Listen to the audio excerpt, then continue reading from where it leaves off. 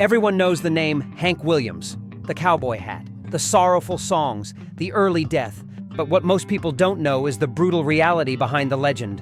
The pain, the betrayal, the dark road that led a young Alabama boy to become America's first country music superstar, and its first real tragedy. This is not just the story of Hank Williams' life. This is the story of what fame took from him, what the world gained because of him, and what we all lost the day he died at 29. Based on real events, letters, interviews, and unreleased recordings, this is Hank Williams, the price of becoming a legend. Even before the world knew his name, Hank Williams lived with pain. Born with a mild form of spina bifida occulta, Hank suffered from chronic back pain from childhood. It wasn't just an inconvenience, it was crippling. At a time when toughing it out was the only option for a poor Southern boy, Hank masked his suffering with smiles and songs. But inside, a war was brewing. By his teenage years, he found two coping mechanisms: music and alcohol. Both would shape and destroy him. Hank's earliest performances were not glamorous. They were street corners, church picnics, dusty taverns filled with rough men. He learned early, to hold a crowd, you had to give them something they couldn't get anywhere else. That something was pain. Hank sang sorrow like he had lived 100 lives. Audiences didn't just hear Hank Williams, they felt him. By 1946, he got his first big break, a contract with Sterling Records. It was modest, but it set the stage. Soon, MGM came calling. Radio stations started spinning, "Move It On Over." And country music would never be the same again. In 1949, Hank Williams recorded Lovesick Blues, a song that wasn't supposed to be a hit. It wasn't even his song. But when Hank sang it, the sorrow sounded different, real, desperate. The Grand Ole Opry audience went wild. For the first time, Hank had national fame.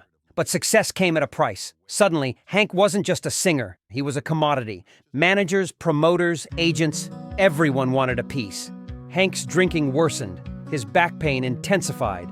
The more the world loved him, the more isolated he became. Most people don't know that the Grand Ole Opry, the sacred home of country music, eventually fired Hank Williams. The Opry loved what Hank could do on stage, but off stage, they hated what he had become. Drunk, unreliable, broken.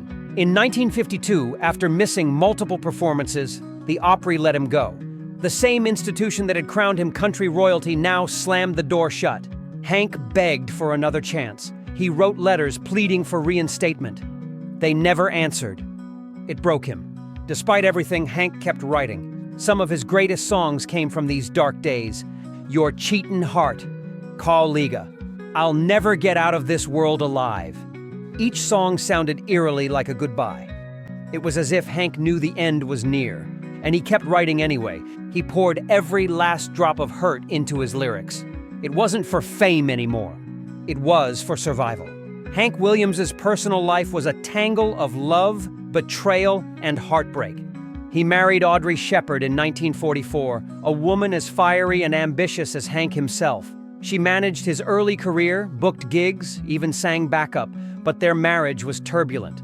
Fights, affairs, reconciliations, repeat. Audrey wanted fame too, but her singing career never took off, creating bitter resentment. Hank's drinking worsened. So did his unreliability. By 1952, their marriage ended in a nasty public divorce. Shortly after, Hank married Billie Jean Jones. The wedding, held at the New Orleans Municipal Auditorium, was so wildly public that tickets were sold to fans. 2 ceremonies were performed to accommodate the crowd. It should have been a new beginning. Instead, it was a countdown to tragedy. December 31st, 1952. Hank was scheduled to perform in Canton, Ohio. He hired a college kid named Charles Carr to drive him from Montgomery, Alabama. Hank was weak. His health deteriorated from years of alcohol abuse, morphine injections for back pain, and untreated heart issues. They drove through freezing weather. Hank, wearing his signature white cowboy suit, drifted in and out of consciousness. Somewhere on the road through West Virginia, Hank Williams died in the back seat of his 1952 Cadillac. He was 29 years old. He never made it to the show. The last show Hank Williams ever booked was the one he never performed. Hank's death hit America like a thunderclap. Thousands attended his funeral in Montgomery. His coffin was covered in white flowers. His songs blared from radios coast to coast. But something strange happened in the years following. The industry that once abandoned Hank began to rebuild him, polish him, mythologize him. In life, Hank was messy, drunk, unpredictable, broken. In death, Hank became pure, a perfect cowboy angel of sorrow. His faults were airbrushed away. His pain was commodified. His name became bigger after death than it ever was in life. Hank's catalog is not just country music history, it's American history. Songs like I'm So Lonesome I Could Cry, Your Cheatin' Heart, Cold, Cold Heart. Hey, good looking. These weren't just hits. They became national anthems of loneliness, betrayal, and hope. Artists across generations covered Hank, Elvis Presley, Johnny Cash, Patsy Cline, Bob Dylan. Without Hank Williams, modern American music would sound very different. He wasn't just a country star, he was the blueprint. Hank Williams didn't vanish when he died. If anything, his spirit only grew stronger. Every new generation of country musicians, and many outside country, lived under Hank's shadow. In the 1960s, as country music veered toward pop, traditionalists clung to Hank as the gold standard. Merle Haggard, George Jones, Townes Van Zandt, Willie Nelson, they didn't just admire Hank, they worshipped him. Even rock artists like Bob Dylan and the Rolling Stones cited Hank Williams as an influence. Every broken-hearted ballad, every lonely road song, every lonesome whistle in American music owes something to Hank's ghost. And he still haunts them. No one lived more painfully in Hank's shadow than his own son. Hank Williams Jr., Baucafus, grew up with a legacy so heavy it nearly crushed him. From childhood, he was expected to sound like Hank, sing like Hank, be Hank. By his teenage years, he was performing his father's songs to crowds who wanted the past, not the future. It led Hank Jr. into his own battles with depression, addiction, and near-fatal accidents. Only by radically reinventing himself in the 1970s, blending country, rock, and blues, did Hank Jr. finally escape the ghost of his father. But the price was high.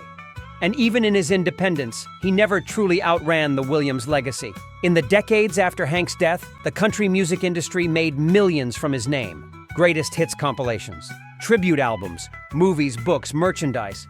Yet while the profits soared, many of the people closest to Hank, his family, his bandmates, struggled to survive. His royalties were tangled in lawsuits for years.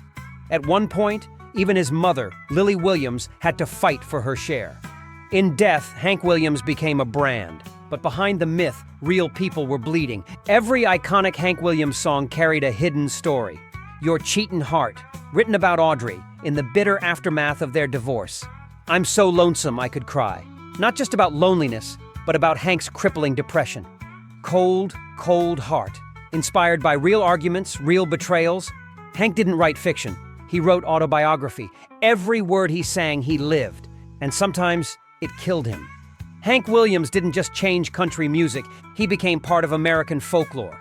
Every year, new artists discover him. Every year, fans gather at his grave in Montgomery, Alabama, laying flowers, playing guitars, singing his songs. There are statues of Hank. There are murals, tributes, documentaries, movies. There are entire generations that know I saw the light without ever knowing who Hank Williams was. His songs seeped into the fabric of the nation. He is as eternal as Elvis, as revolutionary as Bob Dylan, as beloved as Johnny Cash. And yet, in many ways, Hank remains more mysterious. A ghost still roaming the highways of American memory. After Hank's death, Nashville desperately tried to find the next Hank Williams. They signed dozens of artists, promoted the next big thing year after year, but none could capture what Hank had. Because Hank wasn't just a voice, he was a soul. Broken, brilliant, raw. You can teach someone to sing, you can't teach them to bleed. And Hank Williams bled for his songs. Over the decades, rumors surfaced about lost Hank Williams recordings. Demo tapes misplaced in dusty vaults. Radio sessions captured live but never archived. Family members spoke of half-finished songs Hank scribbled on hotel stationery on scraps of paper. Some fragments have surfaced. Songs like The Last Letter, a haunting goodbye to a world he knew he was leaving. Each unearthed recording is a glimpse into a genius that burned too fast, too bright. One wonders how much brilliance was lost forever the day Hank Williams died. In an era of disposable music and manufactured fame, Hank Williams feels different. real. He didn't auto-tune his pain, he didn't hide his brokenness, he put it on stage, raw and bleeding. And people connected because pain, real, human pain, never goes out of style. Every heart that's been broken, every road that ends in nowhere, every dream that crumbles in the morning light. Hank Williams sang for all of it. And that's why, nearly a century later, we're still listening. Hank Williams paid the ultimate price for his place in history. He gave everything, his health, his happiness, his life, for a few fleeting years of music that would outlive him by generations. He didn't die wealthy. He didn't die universally loved. He died alone in the backseat of a Cadillac, on a cold road to a show he would never play. And somehow, in doing so, he became something more than a man. He became a symbol out of sorrow, of brilliance, of the price of greatness. In Hank Williams, we see the best and worst of American dreams, the soaring ambition, the crushing loneliness, the desperate hope that somewhere, somehow, singing about the hurt might just heal it. It didn't heal Hank, but it healed millions who heard him. And that's why, when the night is quiet and the road is long, if you listen closely, you might still hear it. A lonely voice rising from the darkness, singing the songs that made America cry, singing the truth, singing Hank Williams. Thank you for watching today's video. Don't forget to hit the thumbs up button and subscribe. Be sure to leave a comment down below about who should we make next video about.